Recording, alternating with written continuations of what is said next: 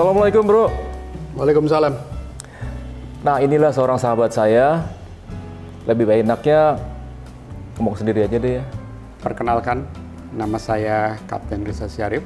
Saya adalah teman satu angkatan dengan Kapten Hanafi Herlim. Kita dulu sama-sama menempuh pendidikan penerbang di Curug, angkatan 29. Itu pendidikan kita mulai tahun 78 ya, bulan November. Setelah selesai pendidikan, kawan kita Kapten Hanafi melanjutkan karir sebagai penerbang di Merpati Nusantara Airlines. Saya sendiri bekerja di perusahaan penerbangan yang merupakan anak perusahaan Pertamina, yaitu di PT Pelita Air Service. Hanya pada saat itu, ketika teman-teman saya menyelesaikan pendidikan untuk menerbangkan pesawat fixed wing, saya melanjutkan pendidikan untuk mendapat kualifikasi menerbangkan helikopter. Saya selesai dari Curug bulan Desember tahun 80, kemudian bekerja di PT Pelita Air Service sebagai penerbang rotary wing. Oke bro, tanggal 28 itu kasus atau tanggal 28 itu kan tragedi terjadinya tsunami di Palu. Saat itu lo ada di mana? Oke, saat itu saya ada di Jakarta. Ya. Pakai lu gua aja, pakai lu. Oke, gua dari Jakarta waktu itu. Nah, kira-kira mungkin antara sekitar maghrib itu ya, kita udah mendengar bahwa terjadi tragedi Palu. Itu tepatnya 28 September 2018 jam 17.01. Saya belum mendapat berita apapun, hanya mendengar simpang siur. Tapi kira-kira mungkin sekitar antara jam 8 malam, antara jam 8 setengah 9 malam, saya dapat berita ditelepon oleh Direktur Westar waktu itu, Kapten Suhardi Paneng, bahwa besok ada misi penerbangan ke Palu. Tapi saya harus berangkat ke Balikpapan karena pesawat kita ada di Balikpapan. Oke. Jadi tanggal 29 pagi saya berangkat ke Cengkareng, naik Garuda yang paling pagi itu ke Balikpapan. Dan sesampainya di Balikpapan, kemudian ya persiapan sebentar, terus kita terbang ke Palu. Nah, rombongan yang pertama saya bawa itu adalah Pak Cahyokumolo yang waktu itu posisinya sebagai Menteri Dalam Negeri. Kemudian ada beberapa pejabat lain yang saya ingat, ada Irjen Pol Carlo Tewu yang merupakan asistennya Menko Polhukam. Jadi Mendagri sudah ada di Balikpapan pada tanggal 28 sore atau malam itu ya? Dia ada di Balikpapan itu berbarengan. Cuma saya naik Garuda dari Cengkareng, beliau naik batik dari Halim. Jadi rombongan yang beliau bawa itu naiknya dari Halim. Karena mungkin Garuda mungkin penuh ya, jadi mereka naik dari Halim, saya naik dari Cengkareng. Kita ketemu di Balikpapan karena kedatangannya kan hampir bersamaan. Kita hanya persiapan sebentar, kemudian kita berangkat ke Palu. Ya, jadi saya landing di Palu kira-kira mungkin antara jam 10 jam 11. Saat itu kondisinya memang ya seperti itulah. Jadi listrik mati, kemudian air pun nggak ada, bandara pun sepi, kemudian tower juga roboh.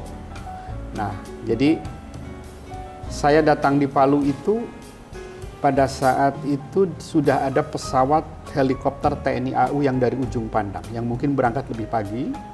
Kemudian di depan saya ada satu pesawat helikopter dari IAT, itu Kapten Harun Ar-Rasyid, dengan tujuan beliau ke Palu untuk medevac evacuation adik kita petugas tower yang jatuh dari tower pada saat ada tsunami. Ya. Pada saat itu almarhum Agung sudah meninggal atau belum meninggal?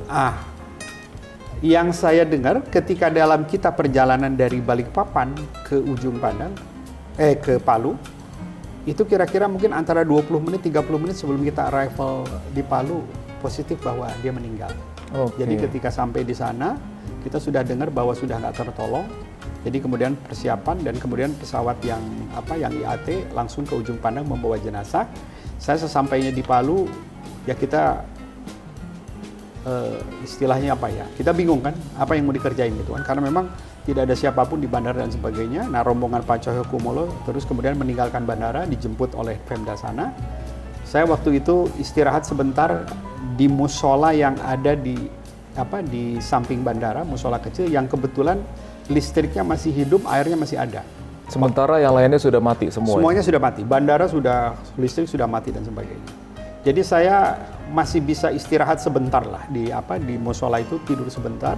Baru kira-kira mungkin sekitar jam 1 gitu datang rombongan pertama datang itu Boeing 737-nya TNI AU.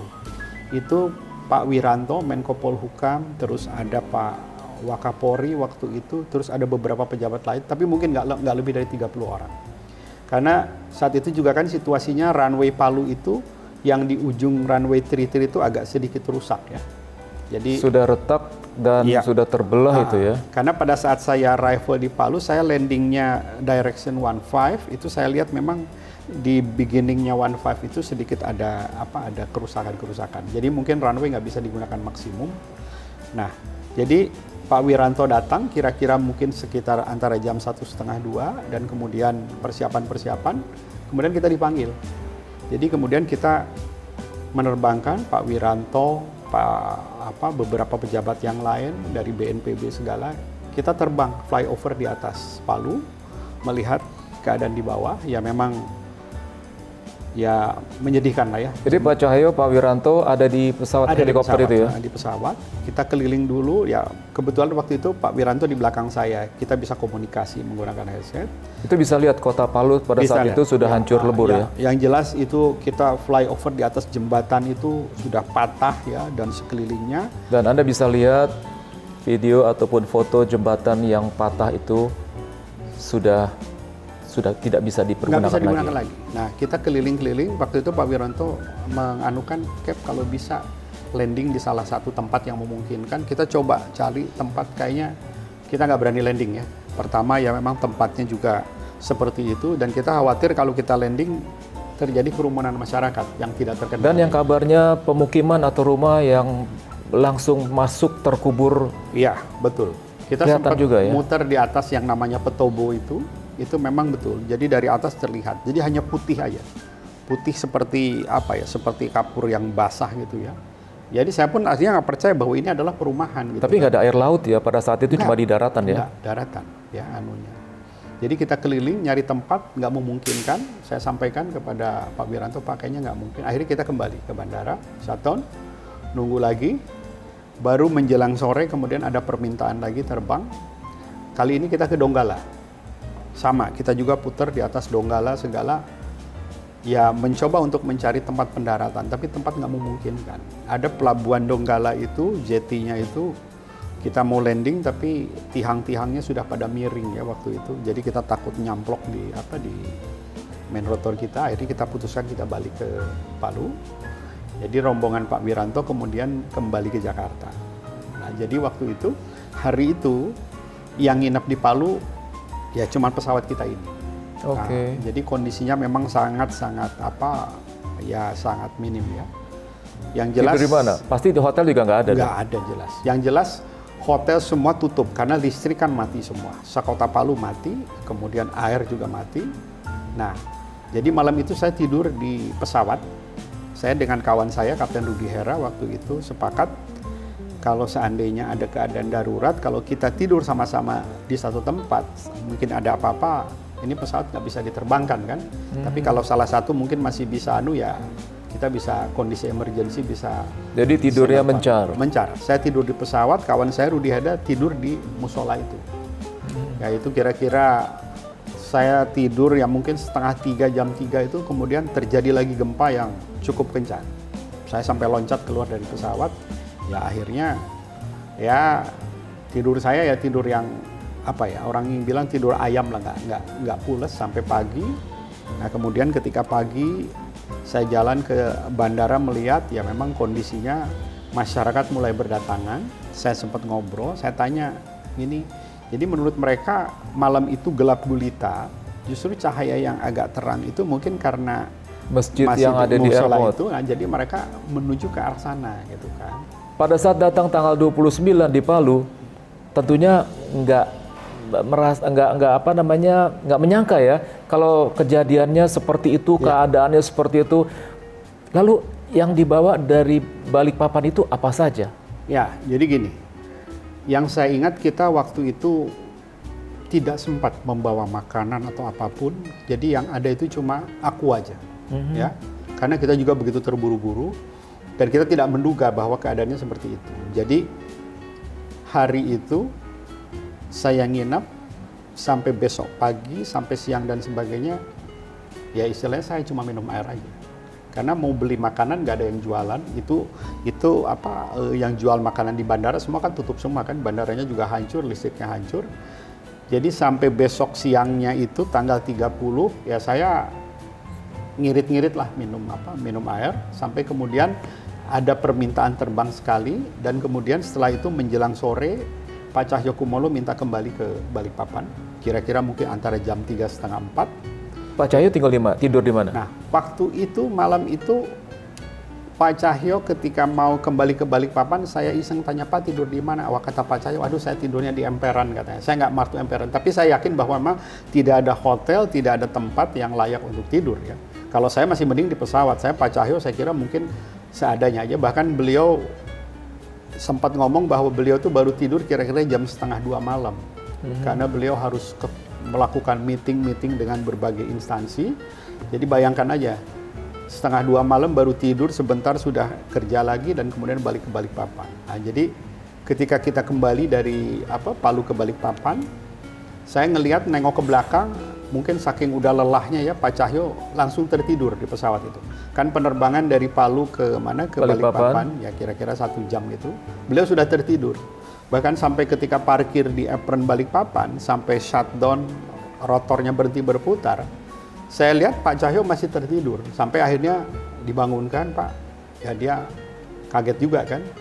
Ya mungkin beliau memang dengan kondisi fisik yang begitu lelah ya, dengan dari kemarinnya sebelumnya terus melaksanakan tugas, meeting dan sebagainya ya seperti itu. Saya pun ya merasakan memang waktu itu juga capek juga ya. Akhirnya ya saya sampai di Balikpapan sore antara jam 4:30. Tadinya mau diminta kembali ke Palu karena besok pasti akan ada operasi penerbangan, tapi saya nggak sanggup karena kondisi saya udah fatigue sekali ya. Akhirnya saya malam itu nginep di Balikpapan ya. Oke, cerita soal fatigue. Mungkin teman-teman kita yang di luar sana nggak begitu jelas ya pengertian dari fatigue itu seperti apa. Kalau kita sudah tahu, bisa coba tolong diceritakan fatigue-nya itu seperti apa sih? Gini ya, jadi itu suatu kondisi yang terus terang saya belum pernah ngalami sebelumnya ya. Saya pernah terbang yang non-stop banyak itu, tapi kan artinya terbang itu ditunjang saya masih ada yang dimakan. Ada makan, ada minum. Tapi kalau ini kan betul-betul nggak ada yang dimakan. Jadi ketika saya dari Palu kembali ke Balikpapan, sampai di Balikpapan betul-betul kayaknya sudah mungkin persediaan energi saya, kalori saya sudah habis gitu kan. Jadi akhirnya saya nggak sanggup, ya akhirnya saya nginep di Palu ya, nginep di Balikpapan. Nah, ya dengan kondisi yang begitu lelah, begitu fatigue lah ya, sampai mungkin istilahnya sudah nggak nyambung gitu kan anunya. Saya sampai ngalami satu kondisi waktu itu nginep di hotel, di Novotel. Saya salah nyari kamar hotel. Karena nomor yang dikasih, yang tertulis, yang dikunci itu ketika saya keluar dari lift, saya lihat, saya dapat kamar 316 di Novotel Balikpapan. Jadi di plannya itu tertulis 301 sampai 323 arahnya ke kiri. 314 sampai 328 ke kanan. Jadi otak saya cuma ngelihat 301, 323 ke kiri. Saya kan 316. Saya langsung ke kiri. Saya muter di situ cari kamar, kok nggak ada gitu kan. Saya udah merasakan tuh, badan saya udah kayak apa ya. Jalan udah melayang. Udah melayang kan, aduh saya bilang ini. Saya akhirnya duduk kembali di depan lift itu, ada kursi kan. Saya diem dulu sebentar, saya tarik nafas. Saya lihat, masa saya harus balik lagi ke bawah, konfirmasi, ini salah kamar gitu kan. Saya nggak yakin hotel seperti itu salah ngasih kamar. Akhirnya saya nengok lagi ke nomor yang tertulis itu kan. Loh, 316 ternyata belok kanan gitu kan. Saya baru sadar. Akhirnya saya saya salah. Jadi pintu kedua kan 314 sampai 328 di sebelah kanan. Nah sekarang bisa bayangin kalau fatigue aja untuk nyari kamar nggak ketemu, pada saat itu masih mau terbang lagi, apa jadinya? Tadinya begitu makanya. Tadinya begitu karena memang kita sangat dibutuhkan ya. Karena hari itu ketika saya meninggalkan Palu itu kembali ke Balikpapan, kayaknya belum ada helikopter yang masuk, tapi mereka sudah on the way perjalanan. Baru besoknya masuk, baru kemudian masuklah MI-17-nya dari penerbat, kemudian ada ininya Basarnas, kemudian dari polisi. Dan saat itu pesawat asing pun juga sudah banyak yang masuk. Ya. Nah, jadi di sini. Dan kabarnya di hari kedua atau hari tanggal 29 itu sudah banyak wartawan asing yang masuk ke Palu ya? Betul. Terutama tanggal 30, 31 itu sudah mulai. Jadi pesawat Hercules TNI AU itu sudah mulai, waduh itu entah berapa trip lah ya. Jadi dari Balikpapan, dari Jakarta. Dan kalau nggak salah yang boleh landing di Palu hanya Hercules doang. Sementara kan? saat itu betul. Jadi memang karena kondisi runway itu yang di ujung itu belum diperbaiki, jadi lebih banyak pesawat yang ya mungkin Hercules kan mungkin membutuhkan runway lebih pendek ya daripada pesawat jenis lain. Yang satu hal yang mungkin perlu diingat dari tragedi adalah peran dari saudara-saudara kita, kawan-kawan kita dari Airnav yang mereka menghandle traffic yang sedemikian makin hari makin Padat, banyak. Sementara mereka bertugas dengan fasilitas yang sangat minim. Sedih saya ngeliat. Karena mereka sudah tidak menggunakan tower lagi, karena tower sudah miring. Iya, miring. Intinya aliran listrik segala macam sudah rusak. Jadi mereka membuat semacam tenda darurat, menggunakan mungkin ground power darurat. Mereka menghandle sedemikian banyak pesawat dari berbagai negara dengan ya kita ngerti lah dengan cara komunikasinya yang berbeda-beda, tapi teman-teman dari Airnav ini mereka sangat luar biasa. Mereka di situ betul-betul menjadi penentunya bagaimana kontrol lalu lintas pesawat yang keluar masuk baik fixed wing, helikopter dan sebagainya. Alhamdulillah kayaknya sampai operasi selesai kayaknya tidak ada kejadian aman-aman aja. Aja. Oke, kembali lagi sekarang ke Palu. Pada saat di Palu itu kan yang namanya listrik, air, makanan, kalau supply-nya itu ada seperti Indomie, percuma juga nggak bisa dimasak karena nggak ada sarana untuk memasak itu. Iya. Lalu komunikasi kepada keluarga gimana pada saat itu? Nah itu pada saat saya nyampe di Palu tanggal 29 itu kita agak kesulitan ya untuk berkomunikasi. Jadi saya juga secara teknisnya nggak tahu ya. Kadang-kadang bisa, kadang-kadang enggak. Saat tertentu kadang-kadang bisa komunikasi, saat enggak. Saya sempat berkomunikasi dengan salah satu kawan dari operator penerbangan lain yang dia akan misi ke sana. Kebetulan waktu itu bisa nyambung. Gimana gini. Dia bilangin, saya bilang udah deh. Yuk pokoknya bawa ini, jangan kayak saya gitu kan. Paling tidak Anda bawa mungkin kasur yang portable. Oke bro, kita lanjutkan lagi tadi soal komunikasi. Pada saat kejadian itu semua listrik mati, air mati, dan kota padam, gelap gulita. Itu komunikasi dengan keluarga atau dengan teman-teman bagaimana? Ya itu emang kita agak kesulitan. Karena saat itu juga pertama kita juga harus menghemat. Gua kan nggak bawa power bank. Jadi gua kalau pakai banyak-banyak ini nanti kalau habis gue mau ngecasnya di mana gitu. Pada saat penting-pentingnya juga nggak ada. Karena listrik waktu itu kan belum pulih. Nah itu di musola itu memang ada colokan itu kan buat orang ngecas. Rebutan. Tapi cuma satu orang rebutan. Dan menjelang pagi itu tanggal 30 pagi itu ya kan begini. Itu orang mulai berdatangan. Yang itu nggak tahu loh entah dari mana di komen. Tapi mereka menurut mereka karena mereka pada malam itu lihat yang terang itu cuma wilayah bandara itu karena ada lampu. Dia lari ke bandara semua. Ke bandara itu maksudnya mau evakuasi? Iya. Ada yang seperti itu tujuannya karena ternyata memang di Palu juga kan banyak pendatang kan. Jadi mereka sudah berpikir bahwa lari ke bandara itu paling tidak akan ada proses istilahnya mobilisasi mereka keluar dari situ dan ternyata betul. Dan rata-rata mereka cuma bawa badan doang atau bawa bagasinya?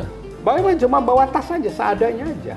Kita mau nanya melihat kondisinya ya menyedihkan juga gitu kan. Saya saat itu sampai sempat gini, pada saat yang tanggal 30 itu, ketika saya mau diminta terbang lagi yang siang itu saya agak susah masuk ke apron. Karena manusia banyak? Karena manusia begitu banyak. Saya bilang ini. Kita kan, tolong ini. Sampai akhirnya ya ada salah seorang yang pejabat yang menginstruksikan orang dari TNI ada Polri itu pilotnya supaya dikasih jalan gitu. Karena orang sudah mulai memadati bandara kan, terutama di sekitar masjid itu. Dan memang di situ sudah mulai kan pendataan kan. Jadi akhirnya di situ datang BNPB dan sebagainya mulai memproses mana orang-orang yang prioritas untuk keluar dari Palu.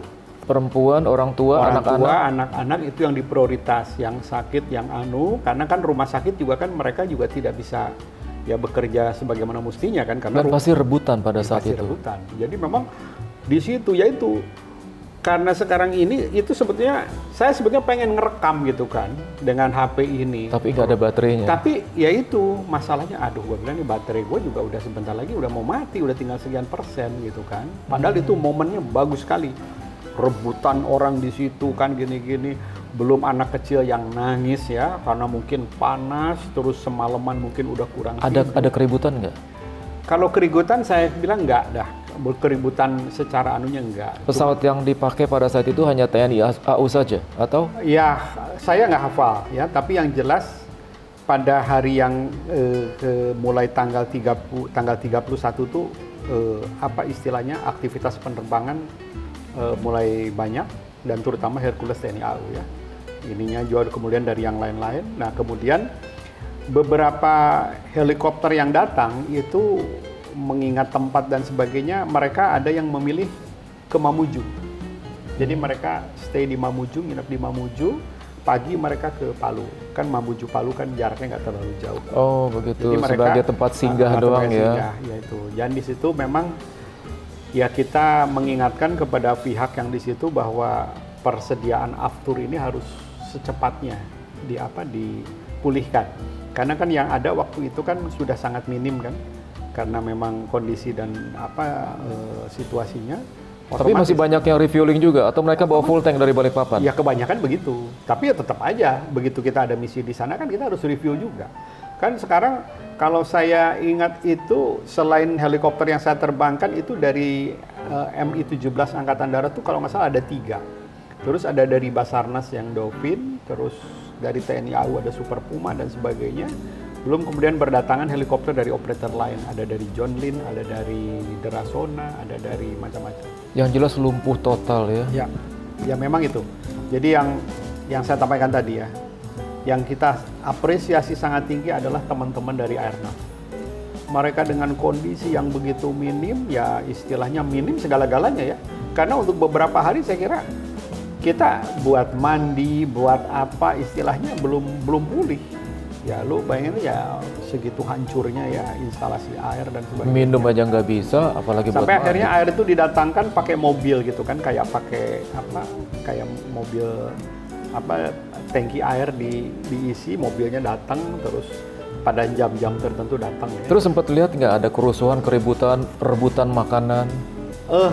Karena saya nggak keluar dari bandara, nggak. Tapi kalau berita katanya adanya masyarakat yang melakukan penjarahan terhadap Indomart katanya ada ya, tapi pada akhirnya ya itu nggak dianukan ya, semua memaklumi kan kondisi namanya mungkin lapar ya, haus dan sebagainya, yang ada ya mungkin diambil aja, tapi akhirnya tidak menjadi sesuatu isu yang besar gitu kan. Oke, jadi dari cerita ini kita bisa ambil kesimpulan bahwa yang diterbangkan oleh Kapten Rizal Syarif ini adalah misi kemanusiaan. Betapa besar pengaruh ataupun bantuan yang begitu bisa menghidupkan kembali ekonomi maupun kehidupan masyarakat Kota Palu pada khususnya. Namun dari semua itu, pengorbanan yang diberikan oleh sahabat kita ini satu, ada sebuah tips yang mana tips ini merupakan suatu pesan moral dari seorang pilot. Tentunya kepada keluarganya. Kalau boleh tahu pesan moral itu apa kira-kira? Jadi pesan moral saya untuk kita ya, orang-orang yang bergerak di dunia aviasi, kita kan semua punya keluarga, istri, anak dan sebagainya. Jadi memang seorang yang berprofesi sebagai seorang pilot gitu kan, ketika meninggalkan rumah bertugas itu, dia memang harus siap untuk menghadapi situasi yang paling buruk. Begitu pula dengan keluarga juga gitu kan, karena ya seperti tadi, momen-momen seperti tadi kan saya nggak bisa komunikasi ya, karena saat itu memang mungkin terjadi persoalan teknis ya, mungkin kan biasanya kan handphone ini kan mungkin ada BTS-nya dan sebagainya yang rusak dan sebagainya, sehingga perlu waktu untuk memperbaiki ya. Kembali pesan moralnya. Ya, jadi ya keluarga memang harus sudah siap lah ketika seorang pilot bertugas, apakah itu misi yang seperti saya jalankan, misi kemanusiaan ataupun misi-misi yang lain. Ya kita beruntung sekarang di era teknologi sekarang, dimanapun dan kapanpun kita bisa berhubungan dengan keluarga mau modelnya apapun sekarang kan begitu mudah gitu kan. Teknologi ini sangat menunjang kita gitu kan. Oke, Afiamen, kali ini pembicaraan kita sudah cukup selesai tentang tragedi yang terjadi di Palu pada tanggal 28 September tahun 2018. Semoga kejadian ini adalah kejadian yang terakhir kalinya terjadi di Indonesia, di bumi kita yang tercinta ini. Dan jangan sampai ada lagi di kota-kota lain di muka bumi, terutama di Indonesia.